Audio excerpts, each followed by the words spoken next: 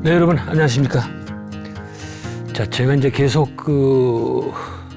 지난번부터 계속해서 우리가 일상적인 쓰는 표현 가운데에서 이제 굉장히 많은데 표현이 그 가운데에서 우리가 까르마 법칙의 관점에서 볼 때 좀 문제가 있는 것들에 대해서 보고 있죠. 그래 지난 시간에 잠깐 소개한 게 우리가 살면서 그런 얘기 많이 하잖아요. 조금 나이 좀 어린 친구가 있으면은 새파랗게 젊은 놈이 말이야. 응? 어느 안전에서 뭐 이래, 뭐 까불어, 뭐 이런 얘기, 또 뭐 호적 초본의 등본인지 잉크도 안 마른 녀석이 어디서 나대, 뭐 이런 얘기도 하는데 이게 까르마 법칙의 시각에서 봤을 때는 맞지 않는 말이다. 왜 그런 거니? 그런 표현들은 뭐예요? 나이를 가지고 인간의 이 위계를 결정하는 거 아니에요, 그렇죠? 근데 까르마 법칙에서는 나이가 절대로 위계를 결정할 수 있는 그 변수는 될 수가 없겠다. 까르마 법칙 입장에서 보면 얼마나 성숙돼 있느냐, 그 사람의 영혼이. 그것만 갖고 이제 보는 거가 되거든요. 그래서 지난 시간에 이제 거기서 끝났습니다. 그러면 과연 그 어떤 영혼이, 어떤 사람이 성숙된 영혼인가? 그걸 이제 좀 본격적으로 보려고 하는데 이미 사실은 제가 이 얘기는 많이 했어요. 그런데 이번에 시간이 충분히 있으니까 복습한 의미도 있고, 그 다음에 더 구체적으로 또 많은 자료를 넣어서 좀 자세하게 좀 보려고 합니다. 제가 이제 이 말을 할 때 누구를 예를 많이 드는 거 아니? 마이클 뉴턴이라는 사람이 있었죠. 역행 최면의 대가, 미국 사람인데 사람을 역행 최면해서 이 사람은 주로 어디로 보내는 거 아니? 그 최면 당사자를 이 life between lives, 그러니까 불교에서는 중은계라고 그러죠. 쉽게 말하면 영혼들의 세상, 영혼들의 세계, 거기로 보내서 이제 공부를 많이 시키거든요. 이 사람이 그렇게 이제 많은 사람들을 역행최면해 본 결과 영혼의 수준을 여러 단계로 나눕니다. 예를 들어서 뭐 갓난아기 영혼, 뭐 유아 영혼, 성숙한 영혼, 뭐 오래된 영혼, 뭐 이렇게 여러 가지가 있어요. 근데 이게 갓난아기 영혼이라고 해서 어린아이 영혼이 얘기하는 게 아니고 나이하고 아무 관계 없습니다. 아직 성숙되지 않는 영혼, 뭐 나이가 많아도 성숙되지 않으면 그 사람은 갓난아기 영혼이라고 이렇게 부르거든요. 그래서 이것은 뭐 얼마나 환생을 많이 했냐, 또 환생을 많이 했다고 해서 뭐 그것도 수준 높은 것도 아니고 적게 했다고 해서 낮은 것도 아니고 말이죠. 그것보다는 여러 번 환생하면서 획득한 그 지혜 수준, 그것만 가지고 얘기하는 겁니다. 그것만 가지고 이제 위계를 결정하는 거예요. 제가 대학교 다닐 때는 70년도인데 이제 그때 뭐 어리니까 잘 몰랐죠. 영적으로 이렇게 심오한 세계가, 사실 이것도 심오한 세계는 아니에요. 마이클 뉴턴이 얘기하는 것도 일반 학계에서는 거의 이 사람 얘기를 다루지 않습니다. 예, 학계에서는 너무 이론만 좋아가지고, 그래서 학계 얘기는 재미가 없어요, 거기는.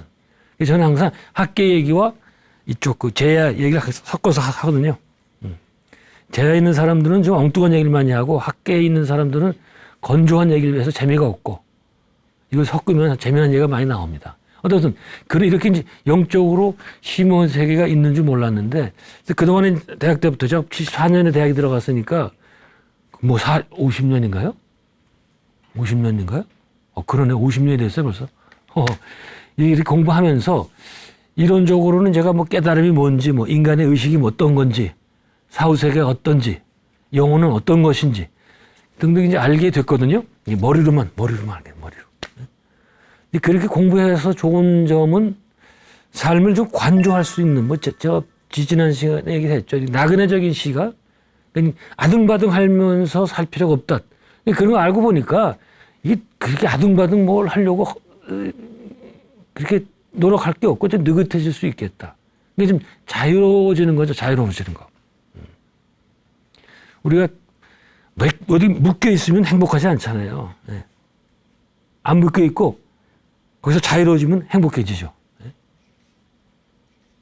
이 얘기를 어디서 많이 하는 게, 제가 우리 지식이라는 것을 통해서 우리가 얼만큼 자유로워질 수 있느냐, 이걸 얘기할 때 천둥이나 벼락을 예를 많이 들어요.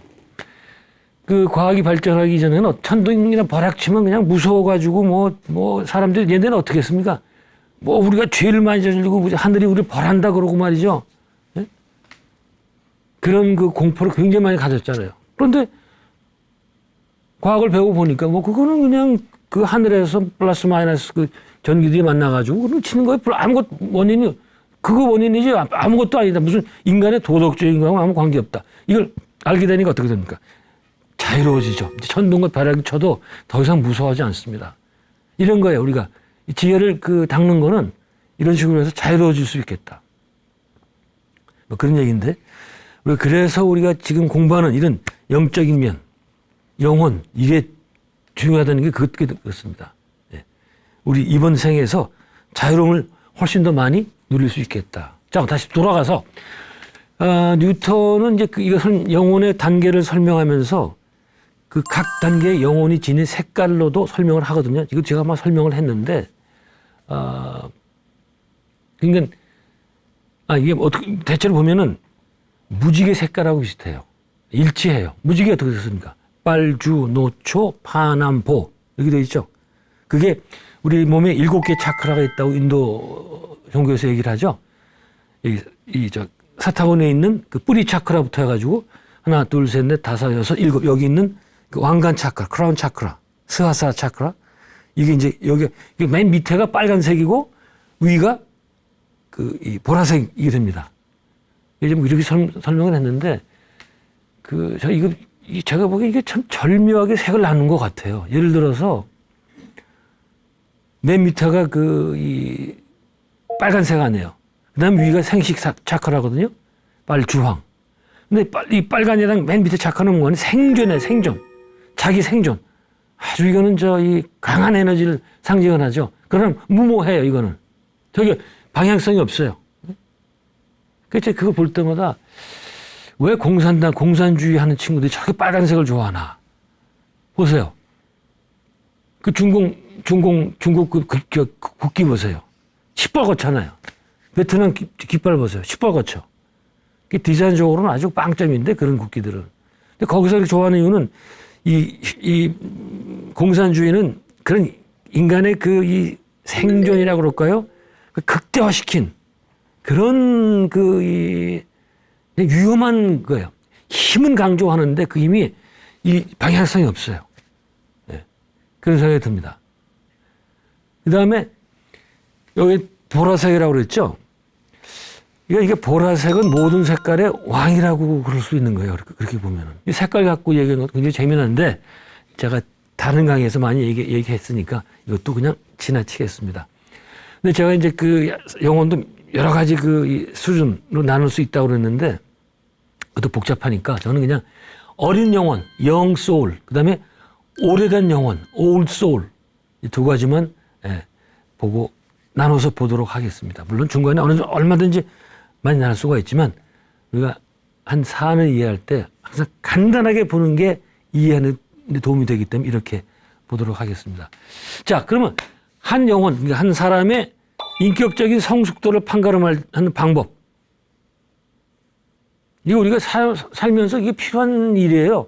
우리가 여러 사람을 만나는데 그 사람의 그 인격의 이 성숙, 인격의 그 수준을 알아야 될 거 아니에요. 그럴 때 우리는 어떤 기준을 가질 수가 있겠느냐. 아주 간단합니다. 인간은 성숙할수록 자기의 외연이 확장된다. 좀 어렵게 제가 말씀드렸죠. 자기 외연, 그러니까 자기의 이 바운다리, 이게 확장된다. 네. 이게 무슨 말일까요? 미숙한 영혼일수록, 근데 아직 그 미숙한 영혼이라는 게 나쁘다는 건 절대 아닙니다. 아직 발달하지 못한 영혼이라는 것 뿐이에요. 네. 근데 물론 미숙한 영혼들이 실수 많이 하죠. 미숙한 영혼일수록 자기만 알고 자기만 위해 사는 것.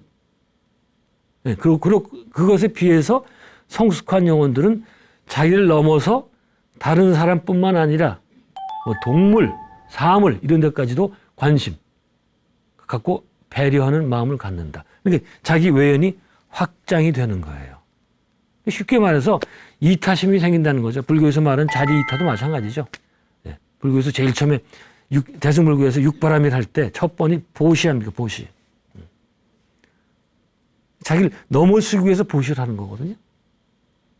그 보시를 통해서 성숙을 해라. 예. 저는 이거를 성장 과정과 이제 연결해서 설명을 하는데, 여러분 이제 어릴 때 생각해 보세요. 어릴 때는 어때요? 자기밖에 모르죠. 어릴 때라는 게 그러니까 한 서너 살 때, 아직 초등학교 들어가기 전입니다. 이때는 자기밖에 몰라요. 그렇잖아요. 어른 내가 뭘 합니까? 남이라는 건 배려가 있을 수가 없죠. 그러니까 애가 가다가 넘어지잖아요. 그러면 어떡합니까? 부모들이. 얘, 이 땅이 잘못했다. 땅 떼치 그러잖아요. 그게 얘 애들은 통하는 거예요. 어? 근데 제가 높아져 말씀드리는데 그런 짓 하면 안 됩니다. 어? 자꾸 자기 그 잘못을 땅이 뭐가 잘못했다고 그런 얘기 하는데, 그게 바로 이제 어릴 때 아무것도 모를 때 자기밖에 모르는 거. 근데 어릴 때는 그럴 수밖에 없죠. 남에 대한 배려를 할 수가 없어요. 아직 남이란 생각이 박혀 있지 않기 때문에 그래요. 근데 이때도 높은 영혼들은 남을 배려하더라고요. 그러니까 뭐 예를 들어서 자기 동생에 뭐 양보를 한다든지, 예, 이런 거. 근데 그런 영혼도 있긴 있어요. 예, 잘 이제 발견이 안 돼서 그렇지. 자, 그렇게 있다가 요게 이제 초등학교 전반부 1, 2, 3학년까지는 그런 식이에요. 남에 대한 배려가 없습니다. 그러나 초등학교 학생도 고학년에 올라가면 4, 5, 6학년 올라가면 점차 다른 사람 처지를 고려하게 돼요. 그러니까 우리가 어른이 된다는 게 뭔 거 아니? 다른 사람 입장에서 보는 거예요. 그래서 그런 거 보면서 다른 사람 처지를 고려한다는 게 절대로 쉽지 않겠구나. 그러나 어른이 된다는 것은 다른 사람 처지를 고려하기 시작하는, 그럴 때 되면 어른이 되기 시작하는 거예요. 그러다가 사춘기나 청년기가 되면은 자기를 넘어서 불특정 다수인에게 관심을 갖기 시작합니다. 특히 이제 청년기, 고등학교하고 대학교 이럴 때 생각하는 범위가 사회로 확장되기 시작하는 거죠. 그러니까 대학 가면 그다 데모하고 그러는 거예요. 사회로 확장이 되기 때문에. 그러면서 사회 부조리라든가 불평등에 관해서 관심을 갖게 됩니다. 근데 여기서 말하는 사회라는 거는 아직은 국가 공동체의 하나는 경우가 많겠다. 그래서 이때는 우리가 대학생 때는 뭐 전 세계를 생각하는 것보다는 자기 나라, 국가 공동체의 자기가 일원으로서 내가 무엇을 해야 되는지, 또 이 공동체를 위해서 나는 어떻게 살아야 되는지, 더 나아가서는 뭐 국가 공동체, 국가라는 의미는 뭔지 이런 것을 진지하게 생각하는 거예요. 네. 그러면서도 내가 속한 이 국가라는 사회를, 그런 공동체를 대해서 비판적인 사고를 하게 됩니다. 네. 그래서 제가 쭉 이제 발전하는 단계를 얘기했는데, 이것은 근데 사실은 굉장히 이상적인 경우예요. 근데 지금까지 보니까 사회에 대해서 관심 없는 사람도 굉장히 많더라고요. 또 있어도, 관심을 갖고 있어도 피상적인 경우가 참 많더라고요. 네. 근데 제가 보기에는 이렇게 자기 국가 공동체, 너 더 나아가서 우리 인류 공동체, 이런 걸 생각해야 이게 사실은 진정한 선진 국민이겠다. 성숙은 이제 계속됩니다. 여기서 안 끝나요, 사실은. 더 전진하면 아까 말씀드린 것처럼 인류 공동체에 대한 생각을 하게 됩니다. 근데 아까는 나는 이제 한나라의 국민으로서, 시민으로서 생각을 했죠. 그 다음에 이번에는 하나의 우리 인류에 속한 한 사람으로서 이 세계에 대해서 관심을 갖게 됩니다. 이때가 되면 어떻게 돼요? 세계 전 지역에서 일어나는 전쟁이라든가 뭐 재난, 경제 위기, 뭐 학살 문제, 뭐 핵 문제, 이런 데 대해서 관심을 갖고 자기가 공부도 하고 또 주위의 사람들과 토론도 합니다. 이때 공부하는 거는 뭐 여러 가지가 있겠습니다만은 그런 얘기가 이렇게 얘기할 수 있어요. 저 신문만 제대로 봐도 지금 제가 말씀드린 이런 문제에 대해서 확실히 알 수 있겠다.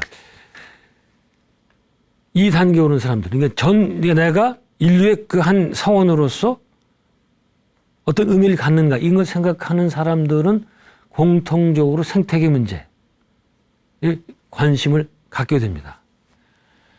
뭐 여러분 다 아시죠? 얼마나 지금 인류가 심각한 그 기후적으로 심각한 저 상태에 있는지. 예. 근데 그 재밌어요. 지금 저 유럽은 뭐 그냥 불바다라고 그러고 뭐 어디는 지금 뭐 비가 와 야단이고 그러는데 한국은 뭐 또 좀 문제가 있지만 뭐 그렇게 그 큰 문제는 없어요. 이게 뭐 한국은 왜 그럴까? 뭐 선택받은 땅인가 뭐 그런 이제 그 이 시답지 않은 생각도 한번 제가 하게 됩니다. 어쨌든 온난화 문제인데 이 문제에 대해서 제가 저는 이게 70년대부터 관심이 있었거든요. 제가 70년대 대학 다닐 때부터 관심이 있어서 같이 책 보고 주위의 교수님들하고 뭐 토론도 하고 그랬었는데 그때 읽었던 그 굉장히 아직도 인상이 남는 멘트가 있어요. 티벳 승려가 60년대에 얘기를 했다는 거예요. 1960년대 벌써 이번 인류는 안 된다. 이렇게 되고 안 된다. 그때 그런 얘기를 그때 누가 믿었겠어요? 응? 그때는 아직 이제 그 본격적인 이런 그 기후 문제라든가 이 공해 생태 문제가 시작된 것도 사실 시작됐죠, 사실은. 근데 우리가 몰랐을 뿐이죠. 1970년대에서는 이탈리안가 로만 클럽에서 그 보고서를 내거든요. 그래서 제가 그때 읽었던 건데 제가 기억으로는 뭐 1990년대 가면은 파국을 맞을 것이다. 뭐 이렇게 예측을 했는데 그렇게 안 됐잖아요. 이유는 인류가 계속 이제 조금씩 고쳐 나가면서 마지막 그 되는 시간을 뒤로 미룬 거예요. 지금 여기까지 왔는데 이건 지금 심각하죠. 심각해요.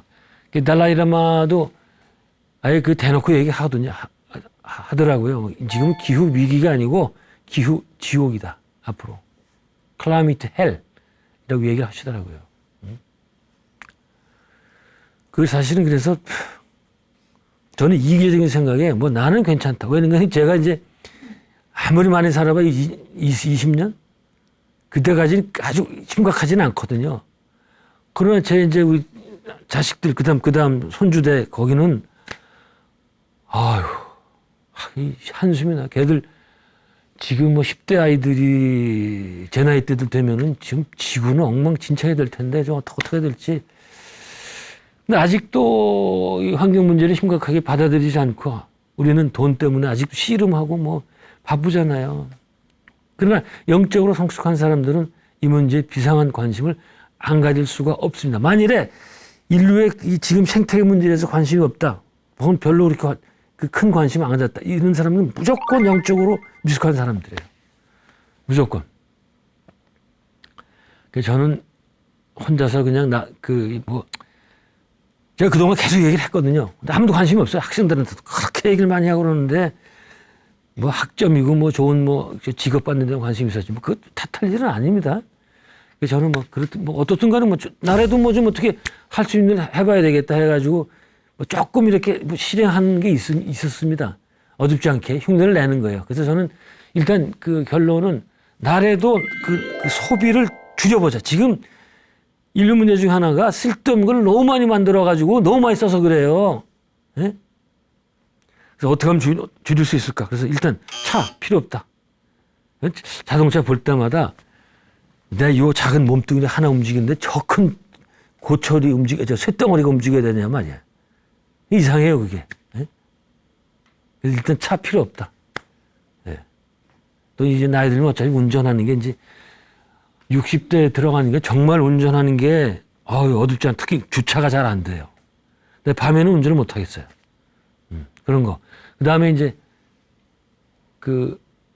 우리 세수하고 목욕하고 그럴 때 좀 비누 하나만 딱 써서 다른 거 일절 안 써요. 뭐 샴푸인지 린스인지 이런 건 절대로 안 씁니다. 그거 안 해서 살잖아요.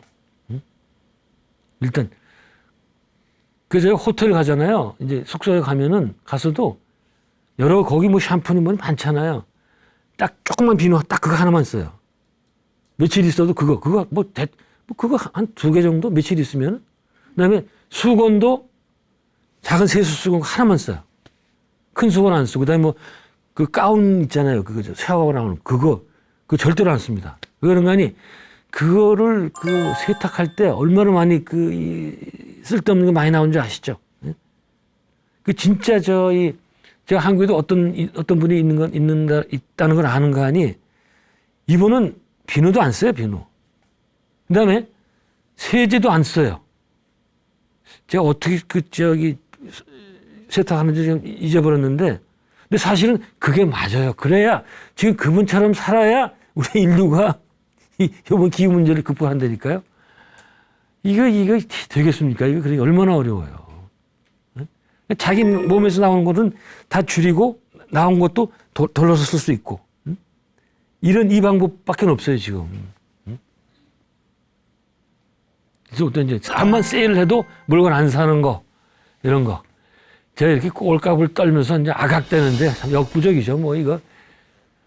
근데 참 그 생수병 같은 것도 그래 안 쓸 수가 없어요. 또 이거 안 썼으면 좋겠는데 일회용 이 컵 같은 것도 그렇고 줄여보자 그러는데 그렇게 잘 안 됩니다. 예. 어떻든 우리는 아까 제가 말씀드린 그분처럼 비누도 아니고 세제도 아니고 이런 식으로 나가야지 이번 인류 위기를 극복을 하는데 대단히 어렵겠다. 그렇게 하게 산다면. 네. 어쨌든 이렇게 우리 주위를 보면 이 정도로 그러니까 정말 내가 이 사회 한 일원으로서 이 인류 사회 한 일원으로서 그런 이 책임의식을 갖고 사는 성숙한 사람을 찾기가 좀 힘들다. 또 환경운동 하는 사람, 그래서 한국에서 환경운동 하는 별로 없죠. 네. 또 환경운동 하는 사람들도 만나보면 좀 진정한 환경운동보다는 좀 다른 의미가 있는 것 같고, 좀 그렇습니다. 자, 일단 넘어가죠. 자, 그 다음 단계는 말이죠. 아직도 안 끝났어요. 지금 우리가 인간만 생각했잖아요. 더 성숙한 사람은 나의 외연이 인간을 넘어서 동물, 식물, 심지어는 무생물까지 확정된다. 그러니까 인간을 넘어서 일단 생명 그 자체에 대해서 관심을 기울여야 되겠다. 그래서 동물도 자신과 같은 생명 공동체, 식물도 마찬가지죠. 식물에까지 만일 그런 상황이 미쳤다면은 이런 사람들은 이제 이 베지테리언 채식을 하게 되죠. 그리고 불교가 사실 다 제시를 하고 있어요. 채식만 하잖아요, 불교가. 네? 그만큼 동물이라는 것을 그렇게 죽여가면서 먹을 정도로 그거 안 된다. 왜? 동물은 우리가 너무 가까운 존재들이고 같은 생명체이기 때문에 해할 수 없다. 이런 생각이 있어요. 불교 안에는. 예? 아시죠? 그다음에 이제 이 고기를 먹으면 수도가 안 되죠. 예? 여기 너무 빠지면 또 얘기가 많은데 이 대목에 또 생각나는 게 있어요. 많이 이제 알려진 얘기긴 한데 미국에서 이제 백인들이 인디안들 땅 서서히 이제 침략하면서 뺐을 때 얘기인데 한 번은 이제 어떤 백인 교장이라고 그러는 것 같아요. 그 교장이 인디안 땅을 살려고 이제 거기 인디안 추장한테 얘기를 했대. 땅을 팔아라. 그래도 그 백인 교장은 좀 양심 있는 사람이에요. 여기 그 땅을 팔아라 그러니까 인디안들 입장에서 보면요. 백인들 용서 못 해요. 그래서 미국에서 콜럼버스 데이, 저기 옆으로 빠지는데 콜럼버스 데이라고 있거든요. 콜럼버스가 미국에 상륙한 날. 그거를 미국 사람들은, 백인들은 이제 그걸 기념해갖고 그날 놀든가 그래요. 근데 아메리카 인디안들은 학살의 날이든가 아주 안 좋은 날. 왜? 그때부터 자기들이 이제 쫓겨나가가지고 계속 서부로 쫓아냈거든요. 네? 못 사는 땅으로 막 내보낸 거예요. 인디안 레저베이션 노래도 있잖아요. 네? 그래서 다코탄가 거리로 이제 막 보냈어요. 인디안들을. 제가 정확한 건지 확실히 모르겠는데. 근데 거기서 또 우라늄이 나왔대나? 또 쫓아가지고 이제 계속. 그런 거거든요. 어쨌든 돌아가서 그 땅을 팔려고 그랬더니 인디안 추장이 그때 써놓은 편지가 있어요. 백인 교장한테. 도대체 땅이란 거는 어머니인데 어떻게 어머니 살인데 그걸 또 사고 팔 수가 있냐 말이야, 너희들은. 그 어머니는 거기 물이 흐르잖아요. 강이나 이런 시내가. 그럼 어머니 피야. 그다음에 나무나 풀이 있잖아요. 어머니의 털이에요. 몸에 나오는 털. 근데 거기 살고 있는 동물들이 있잖아요. 응? 그들 다 같은 어머니와 같은 피를 나누는 형제들, 자매들. 이런 것들이래요. 그걸 어떻게 너희들은 돈 주고 살 생각을 하느냐. 그런 얘기를 하고 이제 유명한 얘기인데, 그래서 이제 환경 공부하는 사람들은 이 아메리칸 인디안 추장과 같은 세계관을 가져야 인류가 이번 환경 위기를 극복할 수 있다. 이렇게 얘기를 하는데, 그런 이 생각을 가진 사람이 어디 있습니까? 한 번은 제가 알기로는 미국 유니온 신학대학인가 거기 그 바로 옆에 교회가 있어요. 저도 가봤는데 기억이 안 나는데, 거기 이제 인디안 추장을 불렀어요. 그래서 이제 그 강대에서 이 얘기를 시켰습니다. 제가 지금 뭐 이 강의 준비한 게 아니라 지금 갑자기 드는 생각인데. 근데 이분이 추장에 올라오더니 딱 절을 하는데 네 군데, 그러니까 동서남북에 절을 하더래요. 그러면서 하는 얘기가 당신들 백인들은 저 위에만 대고도 절하지. 그러니까 하나님을 기도할 때 이렇게 하고 기도하잖아요. 우리는 그게 아니라 동서남북 모든 사방에 있는 모든 이 신들, 그 생명의 기운들에 대해서 경배한다. 뭐 그런 얘기를 하죠. 근데 그러고 보니까 우리나라 무당들도 굿할 때 보면은 꼭 절을 4번 해요. 양쪽 네 방에 거쳐서. 이런 세계관들, 이런 것들이 살아나지 않으면 안 되겠다. 그런데 재미난 거는 이런 세계관이 서양에선 만들어지는데 이제 또 동양에서 이게 또 없어요. 원래 이런 거는 이 동양 사람들이 많이 갖고 있는 세계관이었는데, 네. 또 이쪽 서양한테 또 지게 생겼어요. 네. 자, 잠깐. 아까 말씀드렸죠. 우리 동물까지 갔으면 그다음에 식물까지도 가서 경계를 갖고. 그러니까 이건 모두 그러니까 생명에 대한 존중. 그러면서 생명과 우리는 생명 안에서 하나라는 거. 이걸 느끼게 되죠. 그래서 하나 더 있어요. 또 그 다음 단계. 생명뿐만 아니라 바위나 산 같은 무생물과도 하나를 느끼는 사람이 있다. 이슬람의 유명한 신비주의자 룸이라는 사람이 있죠. 이분은 자기의 신적인 체험을, 알라 만났던 신적인 체험을 많이 시로 써가지고 미국 젊은이들이 굉장히 많은 영향을 받았던 사람인데, 그 사람이 그런 얘기를 했었습니다. 신은, 또 생명은, 신적인 기운은 무생물에서, 돌에서는 잠자고 있고, 식물에서는 깨어나고, 동물에서는 느끼면서 돌아다니고, 인간이 되면 자기를 돌아볼 수 있는 자기의식이 생기고, 이런 식으로 진화 과정을 얘기를 해요. 그러니까 여기서도 마찬가지예요. 생명의 힘이라든가 그 에너지, 이거는 다 갖고 있는 거예요. 이 돌부터 인간까지. 그래서 인간이 또 초월해서 또 신적인 어떤 경지에 가야겠죠. 네. 그러면서 이걸 모두 하나됨을 느끼는 거. 이런 사람이야말로 이제 깨닫는 사람이 될 텐데, 또 그 생각이 나네요. 그 중국 장자 있잖아요. 장자. 제가 뭐 항상 얘기하지만 중국 사상가 중에서 가장 자유로웠던 사람. 그리고 장자가 왜 중요한가 하는 말이죠. 지금 한국 불교는 선불교 아니에요. 선불교. 그죠? 지금 조계종도 조계산이 뭡니까? 육조 해능이 주석했던 뒷산 이름이 조계산이란 말이죠.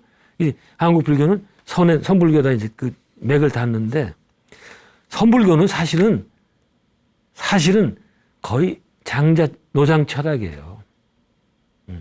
이것도 펄쩍 뛰는 스님들 있을는지 모르겠는데, 이거 뭐 제가 혼자 하는 얘기가 아니고, 스스키 다이세츠라는 일본 학자 있었잖아요. 미국에 처음으로 선불교를 전한 사람. 그 사람은 뭐라고 하는 거니? 선불교는 깨달음에 대한 중국적 해석이다. 깨달음이라는 보편적인 이 경지가 있는데, 그거를 중국식으로 해석했다. 어떤 식으로? 노장 철학적으로 해석했다. 네. 그 다음에 토머스 머튼이라는 캐톨릭의 트라피스트 수도의 신부인데요. 이분은 또 노장 철학을 공부를 많이 했어요. 그런 분들이 많아요. 저쪽에는, 기독교 쪽에는. 네. 그분은 뭐라는 거니? 장자의 진정한 후계자는 선불교 스님들이다. 뭐 그런 얘기를 해요. 그런 식으로 그런 면에서 장자는 굉장히 중요합니다. 이 양반이 뭐라는 거니? 진인의 단계를 얘기를 하면서 진인은 천지 만물과 하나 될 때 가장 큰 기쁨을 느낀다. 이렇게 얘기를 합니다. 네. 천지 만물과 하나 된다는 게 이제 자기를 넘어서는 거죠. 말은 이렇게 하는데 저는 그게 어떤 그 경지인지 모르겠어요. 예, 여기서 벌써 이제 우리는 인간의 성숙이 종착역에 다다른 느낌이 오죠. 그런데 아직도 다다르지 않았어요. 이 종착역이 다다른 것 같은데 여기에도 한 단계가 더 있습니다. 지금 우리 어디서부터 왔습니까? 지금 엄청나게 오래 왔죠. 인간의 그 영혼이 성숙한다는 게 이렇게 그 힘든 일이에요. 어떤 미국의 사상가 그런 얘기 했습니다. 제가 다른 강의에서 얘기했죠. 그 그랜드 캐년을 만드는데 자연이 수백만 년을 들였는데 우주에서 가장 중요한 것 중 하나라고 얘기할 수는 인간의 영혼을 완성시키는데 얼마나 많은 세월이 들겠느냐. 그걸 위해서 우리는 계속 환생을 하면서 계속 한 단계 한 단계 올라간다. 이렇게 이제 생각할 수가 있겠죠. 자, 마지막 한 단계. 우주와 하나됨을 느끼는 단계. 지금까지 우리가 지구 안에서만 있었잖아요. 이번엔 이제 완전 우주까지 가버린 거예요. 우주까지 가면 더 이상 갈 데가 없죠, 이제. 우주는 왜? 전체이기 때문에. 사실 웃기는 거예요. 우주가 전체인데 하나됨을 느낀다니. 항상 우린 우주 안도 이상해. 우주는 안팎이 없죠. 전체이기 때문에. 이거 재미난 개념인데 이거 나중에 제가 시간 있으면 말씀드리기로 하고 전체라는 게 과연 어떤 건가. 그런 개념에 대해서. 우리가 우주 하나됨을 느끼는 거. 근데 뭐 멀리 갈 것도 없고 뭐 좋은 기회가 있죠.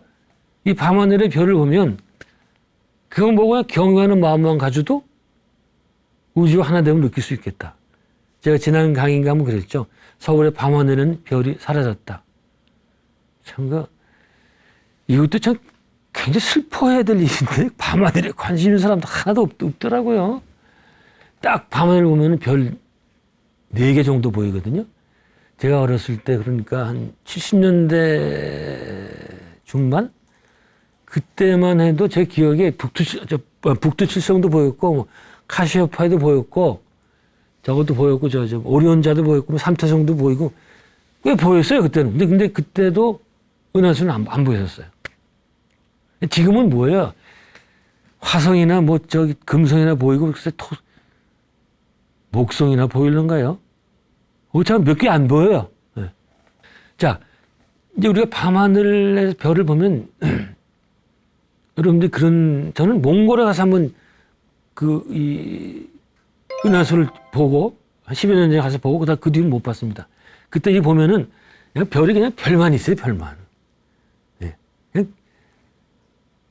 거기도 그런데 무슨 저기 티벳이나 이런 데 가면 진짜 정말 밤하늘에 별만 있다고 그러더라고요. 근데 어떻습니까? 그 별의 그 무게가 우주 전체 질량에서 몇 %예요? 몇 %? 4%. 그렇게 별만 있는 것 같은데 나머지는 전부 암흑 물질과 암흑 에너지 이거 96% 보이지도 않는 거. 이게 우주가 이거 도대체 모르는 거죠. 그러니까 그 보면서 말이죠. 이게 도대체 우주라는 게 이게 뭐야 이게 도대체 그러면서 우주 기원 이게 어떻게 생겨났을까? 의미에 대해서 진지한 관심을 갖게 됩니다.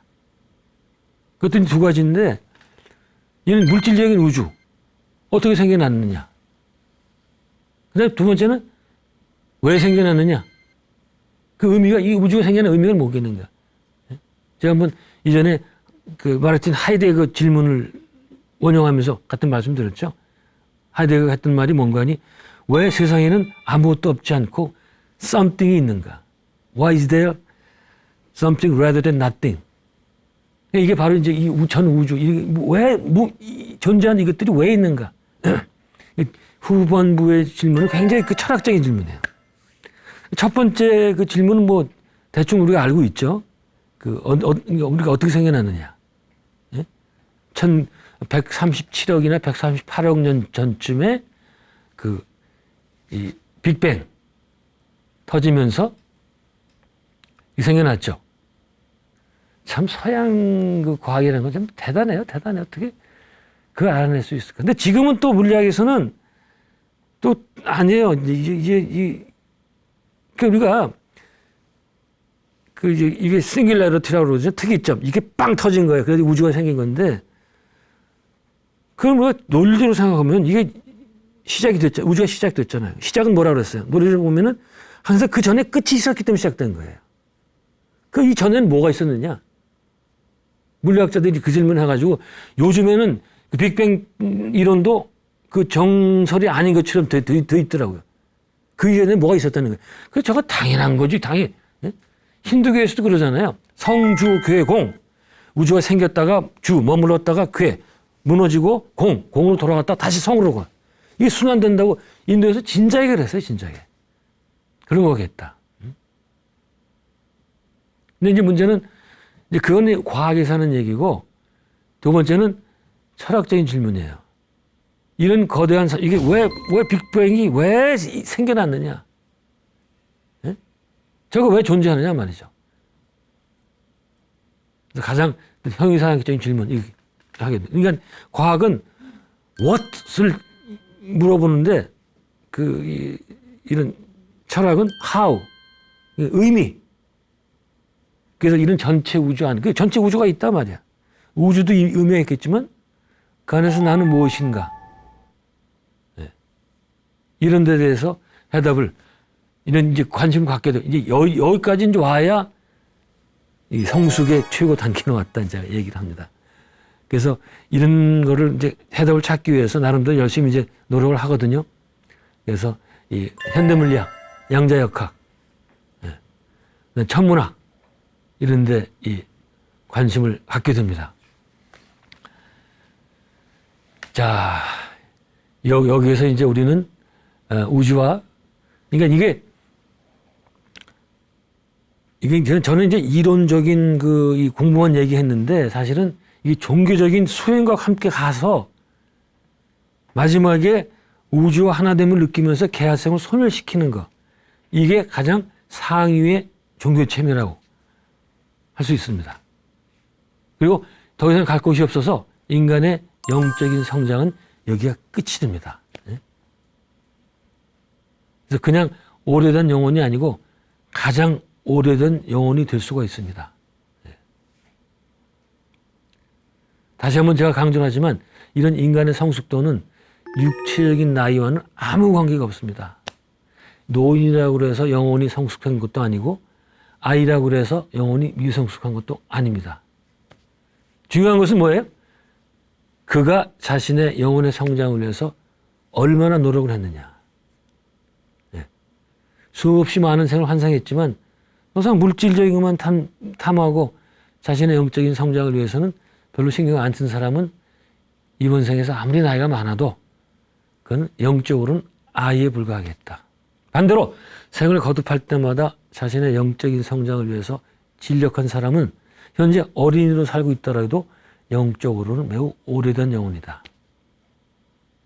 이제 마지막에 이제 마무리합니다. 다시 강조하지만 이제 우리 사회에서 만연한 그 현상, 육체적인 나이를 따지는 일은 그만두고 지금 호적에 잉크도 안 마른 놈이 뭐 이런 전제적이고 오소리테리한 토탈리테리한 이런 얘기는 하지 말고 그럼 그만하고 동등하게 모든 사람과 동등하게 가자. 서양을 보면 그렇잖아요. 서양은 나이를 따지지 않잖아요. 사회문화 평등하죠. 저 사람들이 이 세계 문화를 이끌고 나가는 거겠다. 세계 문화를 리드하고 있죠. 제가 어떤 그 백선엽 장군 얘기해서 한번 들은 적이 있어요.